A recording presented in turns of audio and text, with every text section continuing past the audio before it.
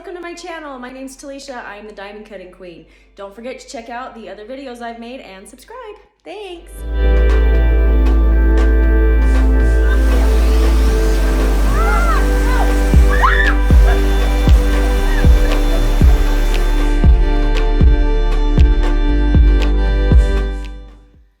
So today we have Talisha Bryan on the podcast with us, and how I know Talisha is I actually went to school with her, and she just reminded me we were in the same 5th grade class.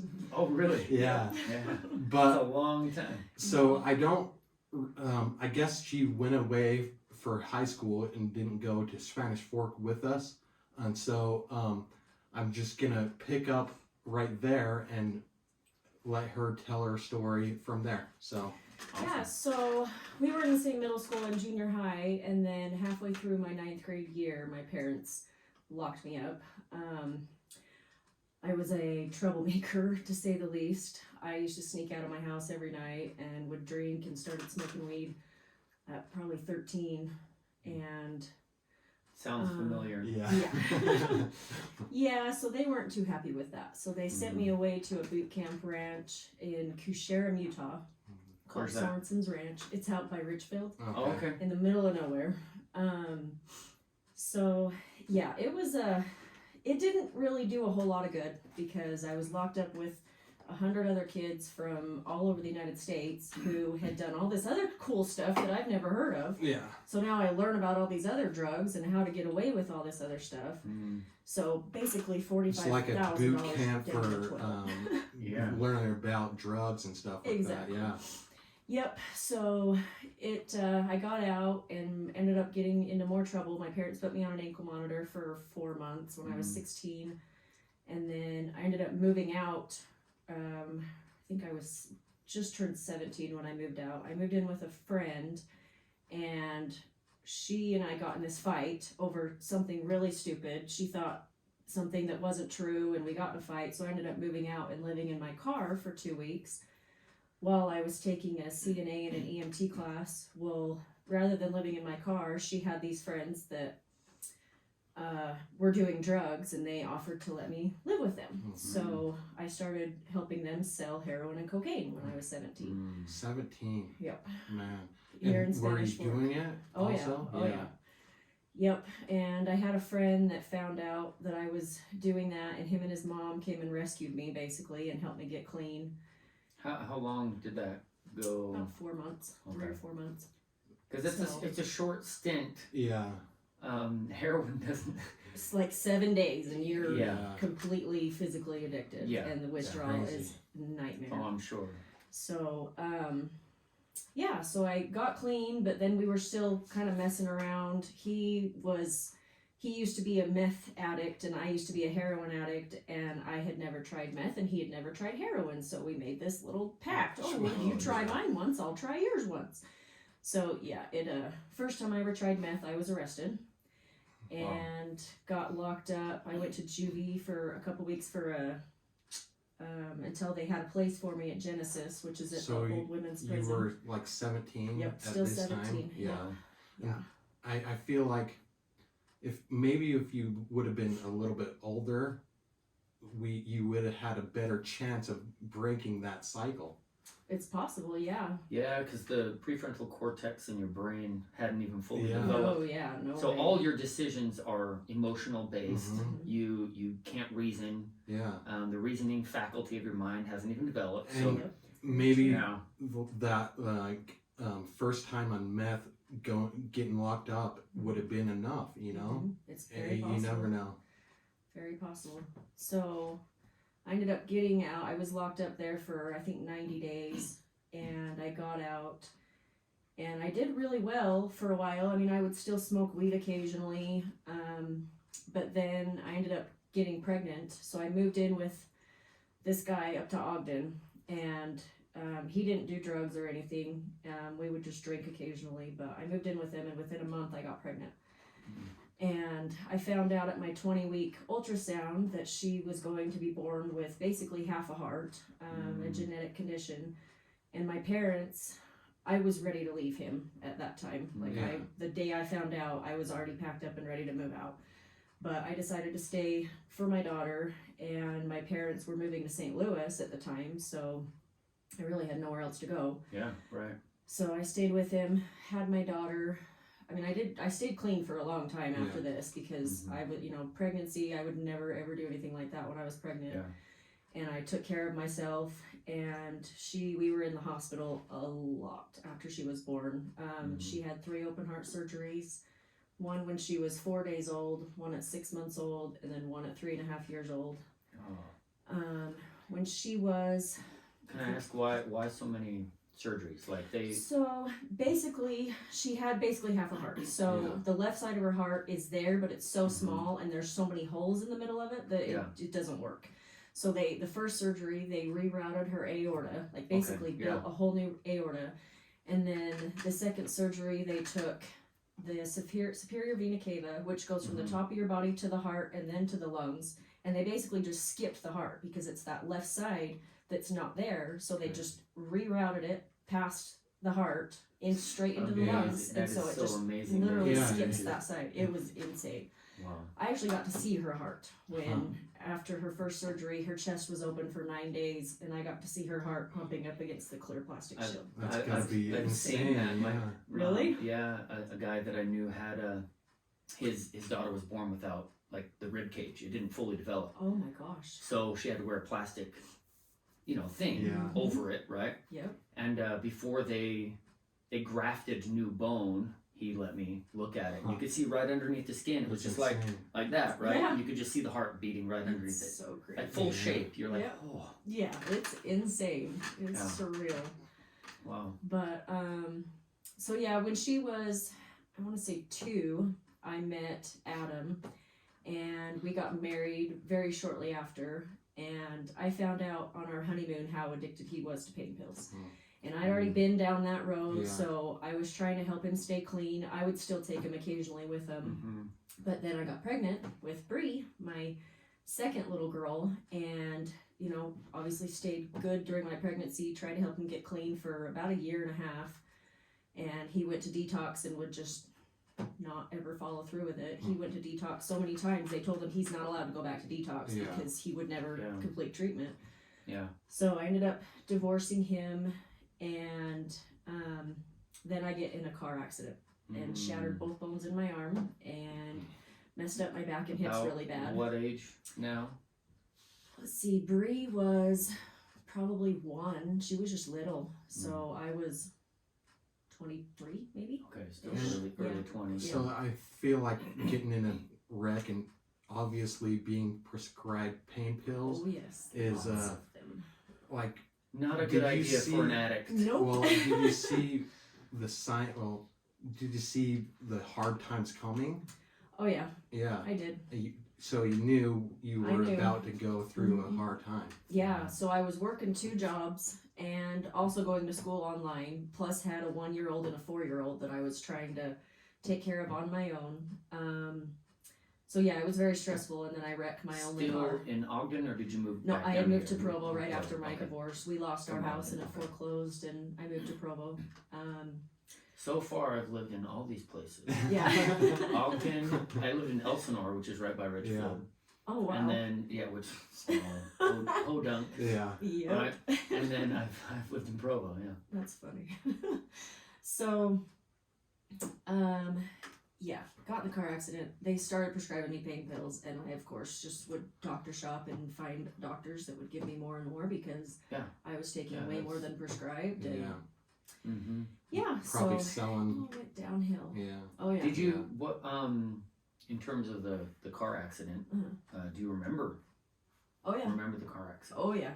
Yeah. So no brain stuff happened. It was No, all. not at all. No, the only reason my arm was broken is because Mhm. my little one was crying, and so I had my arm back rubbing her leg Oh. because she was Yeah. crying, and so that's how I broke my Mm. bones.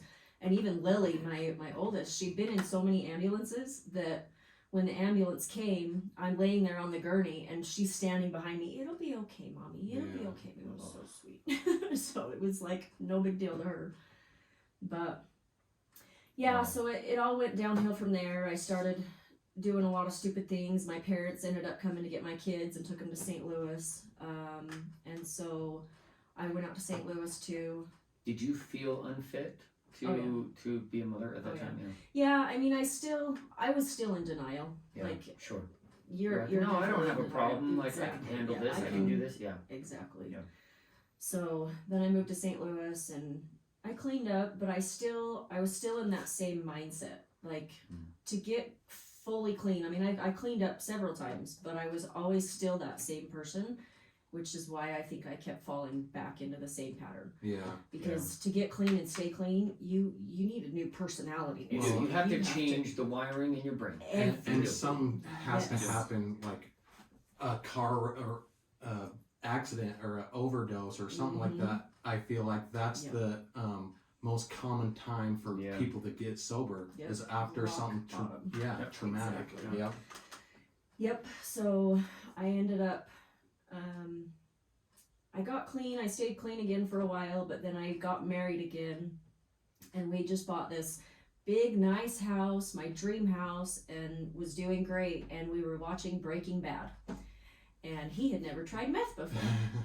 So he's like, hey, can you still get that? And here we're back in Ogden now. And of course, I know plenty of people in Ogden. I know plenty of people in Ogden that could get it to you. So still have the phone number memorized. I didn't even have the number anymore, but I still have it memorized after 3-4 years. Yeah. So, yep. I was because my significant other, I've always been very impressionable, I guess you could say. Yeah. So I was like, sure, why not? He'll help me through it. He'll make sure I only do it once. Yeah. So pretty soon thereafter, I was homeless and was selling drugs to pay for my habit and to pay for motels or places to live. Yeah.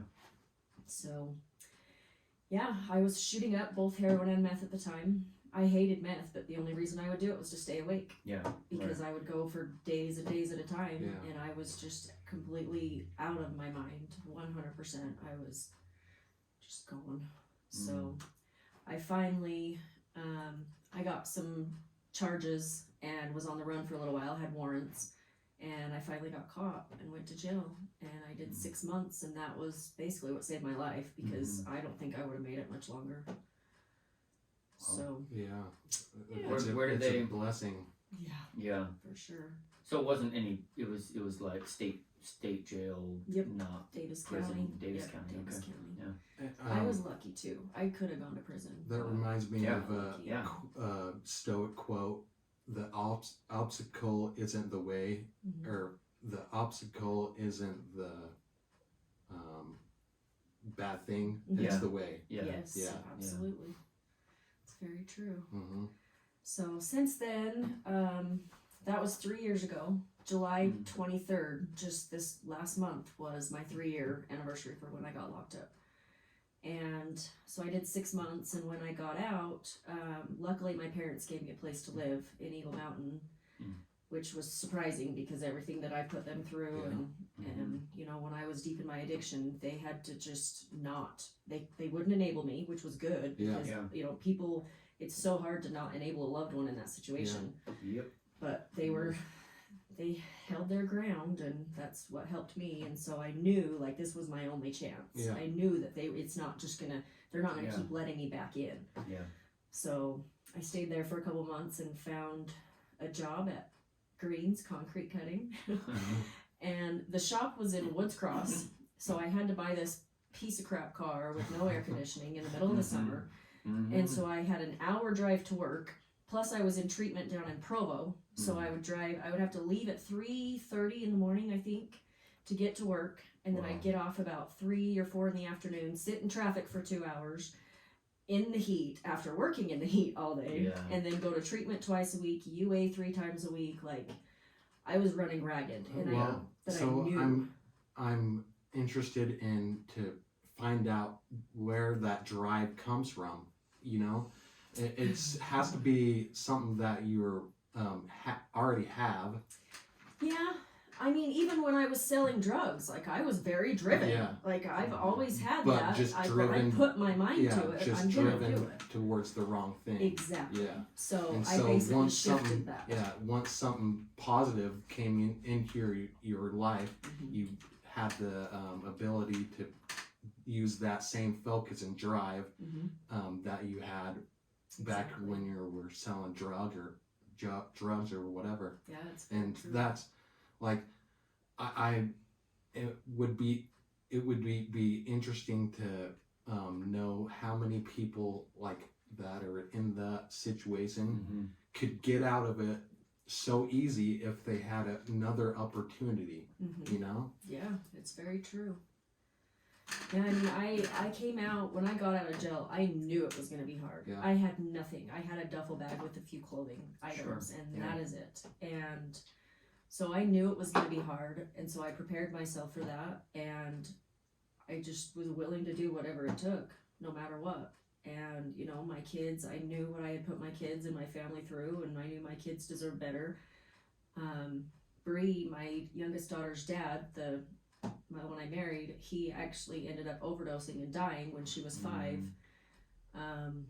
So she, you know, she already had lost one parent, Yeah. and she didn't need to that's lose really another rough. one, and Yeah. I put her through enough. So You yeah, had to make that change. Well, yes.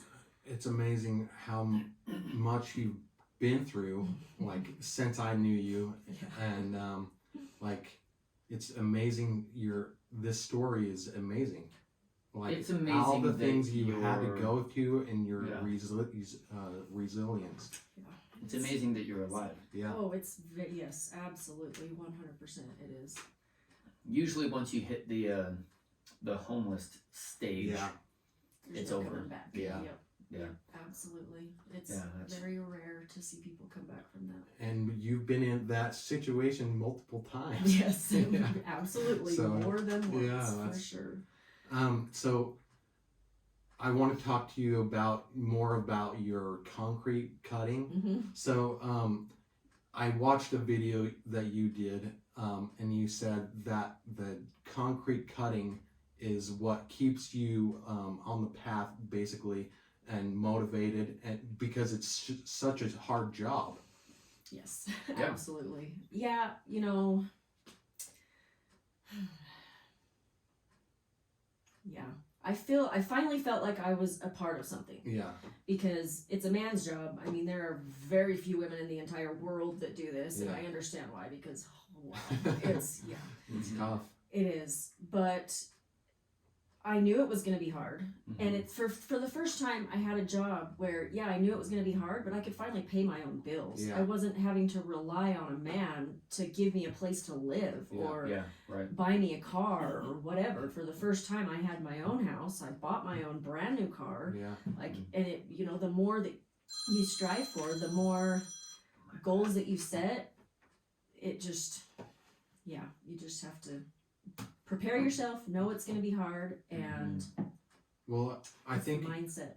Yeah. All the mindset. the It thing you can do with that is like learn to accept that and thrive on it. Mhm. You know, Exactly. you and the more you do that, it's like a muscle in the brain.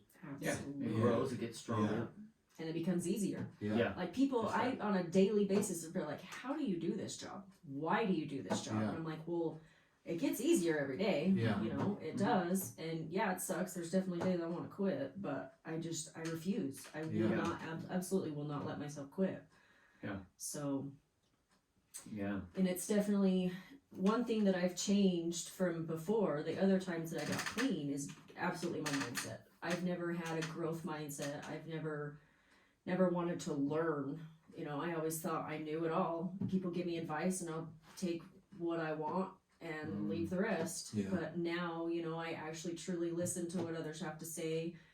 I want to help other people. I want to help other addicts that are struggling. Yeah. Even people that aren't addicts that are struggling, you know, Yeah. people can see, like, if I can come back from this, you Yeah. can come back Right. from Yeah, whatever, that's you a know? awesome like teaching opportunity. Absolutely. like of people that have been through addiction, which is one of the hardest things to get out of that Yes. addiction. Yeah. And so I feel like people that have been through that are a lot of times the easiest people to learn from. Oh yeah, Yeah. for sure. Sure. Well, you have more empathy Yes. for people that are struggling. Yeah. Like you said, with regardless of what they're going through, you could probably relate to that struggle. Yep. True.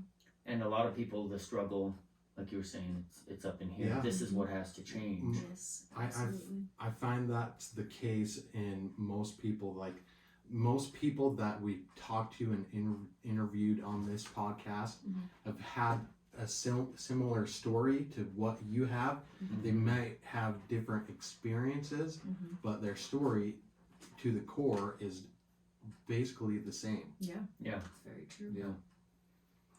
So do you read personal development books? Do you do things like that? What are some of the things that you do to keep that growth mindset going? So one thing that's great about my job is I'm always on my own, and so I have earbuds in all day, and I'm constantly listening to podcasts Awesome. and books. Jocko podcast is Yeah. my favorite. Me I too. started at 1 and I'm at like 260 something by now, I think. Yeah. So And that's a lot of it time. is. Yeah. It's so many hours. It's a So- commitment. That and reading his books. I've read his books, or I do books on audiobooks. Yeah. I like to do. Right. So yeah, I'm constantly wanting to learn more things. I'm constantly wanting to better myself. Yeah. I'm not complacent.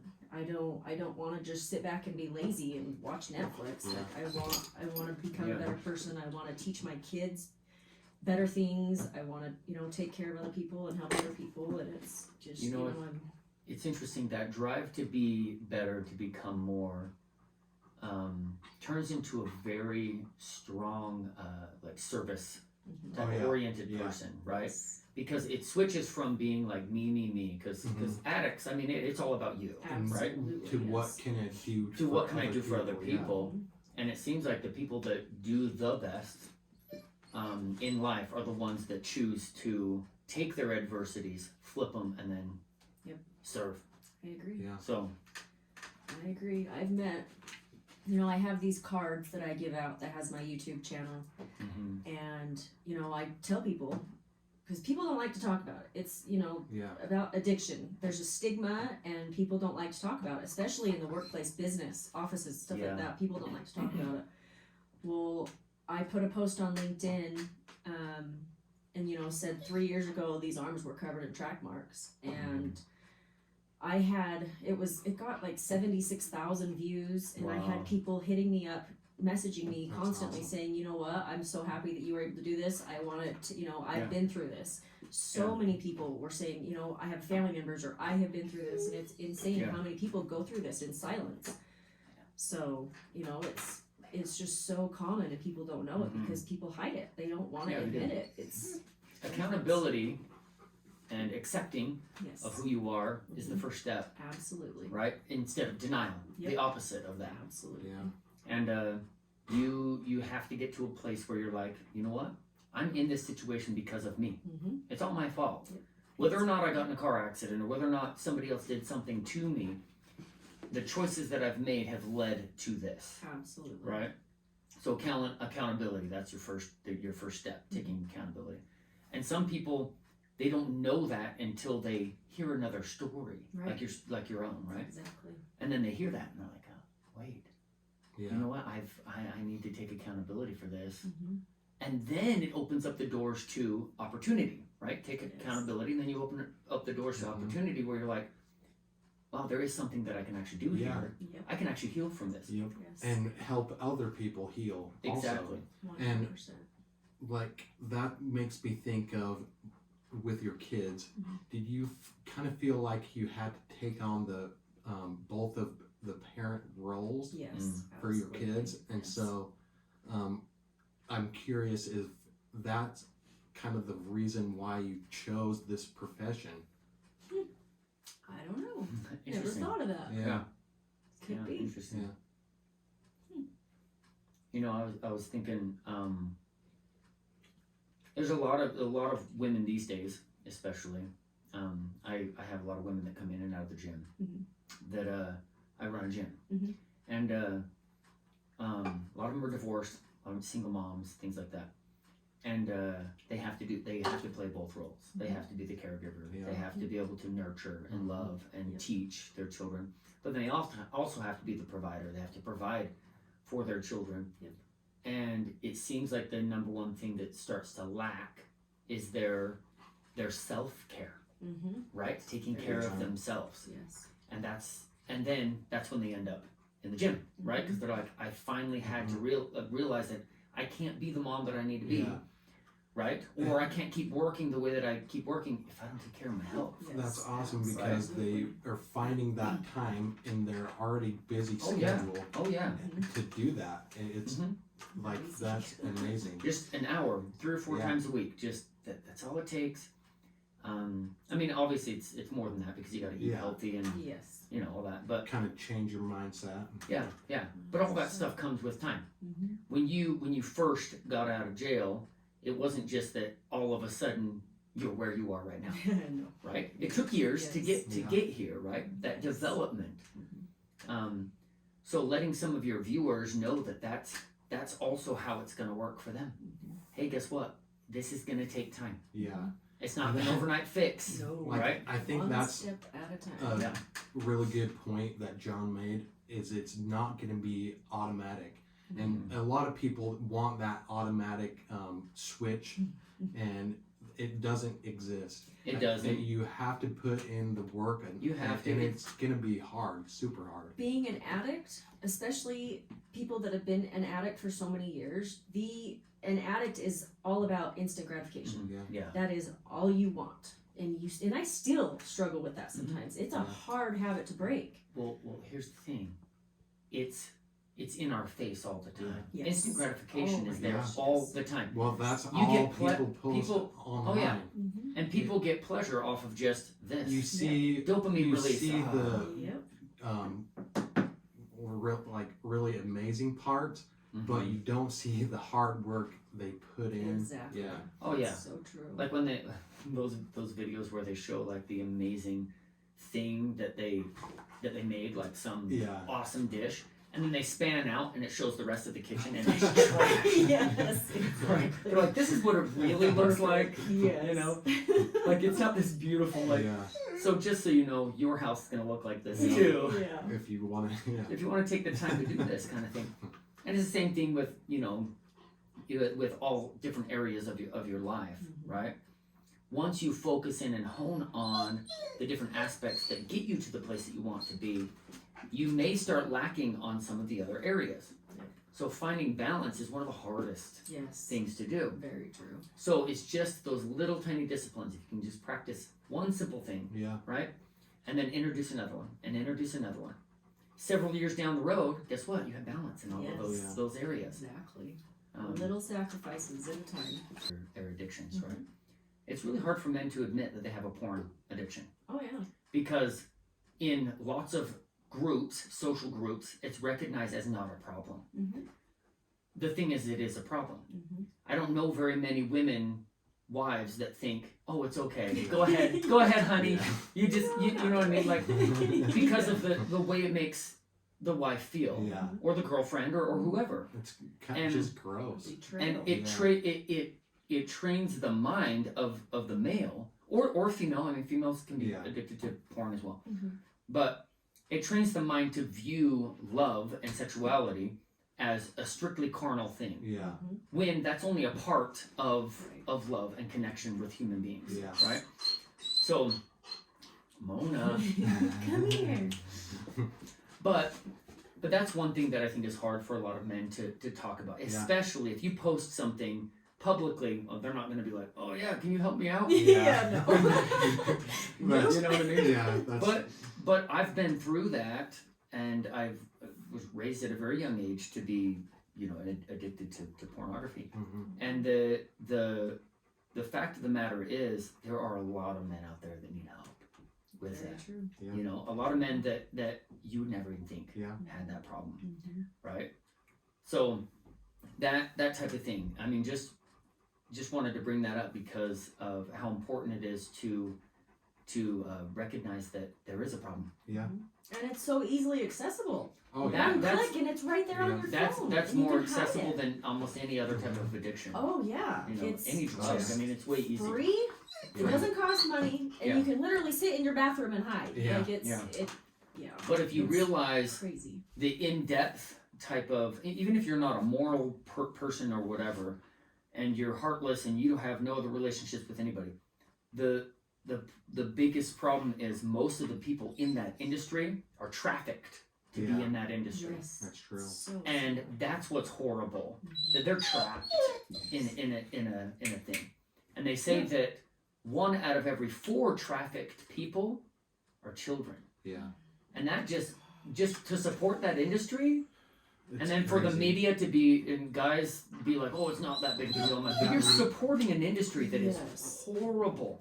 It's horrific. That reminds me of the podcast we did with Nelson. Yeah. What's his first Todd. name? Todd Nelson. Yeah. And he was a San Jose police officer, Mhm. and he 25 years in he narcotics went after and sex trafficking. yeah. Trafficking Mhm. a lot, and he was telling us stories, and it's just insane. It's so hard because, I mean, I think it'd be really difficult to be a Yeah. police officer Oh, or, yeah. or any Gosh, yes, any type of especially person trying to. now. Yeah, because you have to like identify. I mean, they have you watch film, Mhm. and then you have to figure out where those perpetrators are. Yeah. You have to find. I mean, like Well, that just. it's got to be like split decision making, Yeah. and it's amazing. Like, people get down on police officers because they make mistakes. Yeah. But it's Oh, split. because they're a human. It's split decision. Yes, exactly. So There's not good people everywhere. You Yeah. can't There's no generalize. Yeah, you police can't officers. generalize anything. Yeah. In any industry, in any group or organization, there's going to be people that are out to get power, and then people that are truly out there to serve. yeah. In all those organizations, just let's shed more light on the people that are trying to serve Yeah. Yes. than trying to just all the media that's focusing on the negative stuff. Well, yeah, and that's like as easy to get access to as Oh, porn. yeah. It is. Like the bad news and Oh, yeah. stuff like that. It's just in your face constantly. Mm-hmm. And Yep, that's all the media wants to. And the thing is that can become an addiction too, because there's this, if you have a stressful life, Mhm. right? You're living a life that might not be that you know isn't in the path that you would like it to be. Mhm. When you see other people that have it worse, it relieves you, Mm-hmm. and you release dopamine, Yes. and that dopamine can become addictive yeah. to yourself, right? Absolutely. So then people will watch only drama, Mhm. Breaking Bad, for instance, Mhm. right? They're like, oh, well, see, I'm not doing that. So, Yeah. like, this is okay. Like, he's got to support, you know, like, Yeah. and you justify He's gotta what you're pay watching. for his, Yeah. cancer. Yeah. You justify what you're watching, Mhm. but I think people forget the influence, the impact that it has on your brain. Oh yeah. I mean, you even said, you guys are watching it, and then all of a sudden, like, yeah. well, hey, I've Yeah. never used meth. Let's, Yeah. I'm like, Yeah. Oh, that show influenced. You know what I mean? Yep. How many other people are thinking that when they're watching whatever? I bet. Game of Thrones or whatever, where they're like, well, okay, cheating's not that bad because every episode they're cheating with whoever. Yeah. So, It becomes It can- normal. it becomes Mhm. normal. Yes. and then that's exactly. when the opportunity presents itself, Mhm. which it can in life, Oh yes. then you're more willing to take that Yeah. opportunity. So, I want to talk more about your, like, you having to be the mom and the dad, Mhm. and how that takes up a lot of your time, you know? Like, I'm sure when you get home, you have to cook dinner for your kids and stuff like that, and then be like help them with homework and Mhm. stuff. And can you kind of tell me like about what that's like? So right now, I don't have to be because my boyfriend lives with us, Okay. and he is an amazing dad, Yeah. and he has been through his own struggles, and he's very good with the emotional side that I'm not so good at. I've never been good at talking about emotions, and he's very good at that. So he definitely helps me there. But before, before that, I had to play both roles, and it was hard. I mean, I shout out to those moms out there that are doing it, because it's hard. And I luckily had the help of my ex-in-laws. They helped me so much with my kids, and so I never truly did it on my own. I've always had some help. So, but yeah, I mean, you just have to prioritize and execute. Yeah, both of my sisters have been in that situation. Really? And like my one sister's my older sister is married now and has a good person to take care of the stuff around the house and stuff like that. And so that's good, but I really respect anyone that has to be in that situation of raising kids on their own. Yes. Yeah, I mean, I did it a lot when my kids were young. After my divorce, I was definitely handling all that. That was rough. Yeah. It was very rough, trying to work 2 jobs to survive, trying to go to school to better myself, and taking care of 2 very young kids. So yeah, it was not easy, but then I got back on drugs, so I was coping in ways that were obviously not very healthy. Yeah.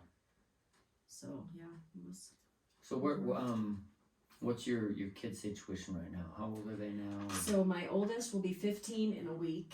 It's terrifying. She's gonna have her permit. She lives with her dad most of the time. She just comes over to my house every other weekend. And then my youngest daughter, she'll be 12 in October. She lives with me now, so she's with me full time. It's awesome because it's been a long time since I've had her live with me, and it's great. She's very mature for her age.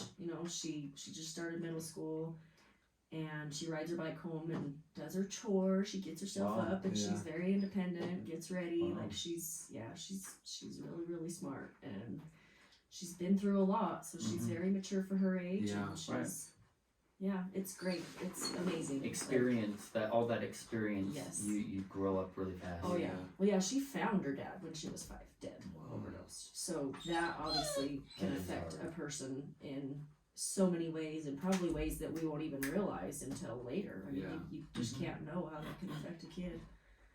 But she's definitely resilient. Kids are very, very resilient and strong. Yeah, that's the beauty. Yes. Yeah. So talking to them about the different personal development stuff, it's never too young to do that. Oh, for sure. Right? So then by the time they're in their 20s and they're adults and they have to take on all that responsibility that us adults have to, they can deal with all the stuff that starts to show up, right? All the past issues that will eventually they'll get to the surface. Oh yeah, for right? Sure. Oh, and if those aren't prepped, if they don't know how to deal with that kind of stuff, right? Then it can create a pretty rough time in their 20s. Oh yeah, for sure. So yeah, so I definitely I try and sneak podcasts in when they're in the car with me sometimes. Yeah, I do the same thing. They get annoyed, but I'm like, well, just listen, you're really fine. Yeah. But, I'll be driving in the car and I'm like, hey, sorry, we're listening to The Illusion of Money right now. Have you listened to any of the Warrior Kid podcasts? I did. I actually played 1 or 2 of them for him. That's great.